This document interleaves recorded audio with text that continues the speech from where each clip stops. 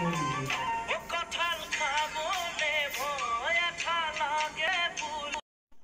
প্ৰিয় বন্ধু বান্ধৱীসকল, আপোনালোক সকলোকে মোৰ চেনেললৈ স্বাগতম জনাইছোঁ। আজি মই আপোনালোকলৈ লৈ আহিছোঁ কঁঠালৰ তৰকাৰী। তাৰ কাৰণে মই লৈছোঁ আদা, নহৰু, জলকীয়া, তেজপাত, পিঁয়াজ, গৰম মছলা আৰু পাঁচফোৰণ, এটা বিলাহী কাটি লৈছোঁ আৰু গোটা জিৰা কেইটামান লৈছোঁ। প্ৰথমে মই মিক্সিত পিঁয়াজ, আদা, নহৰু গোটেইখিনি পেষ্ট বনাই লৈছোঁ। তাৰপিছত কুকাৰত এটা হুইচেল মৰাই কঁঠালখিনি সিজাই লৈছোঁ আৰু পানীখিনি যাবলৈ দিছোঁ। কেৰাহীখন গৰম কৰি লৈ মই তাতে জিৰা, পাঁচফোৰণ, পেষ্ট, তেজপাত, মছলা সকলোখিনি দি ভালদৰে ভাজি লৈছোঁ। ভাজ খোৱাত বিলাহী দি দিছোঁ আৰু জোখমতে হালধি আৰু নিমখ দি ঢাকি দিছোঁ।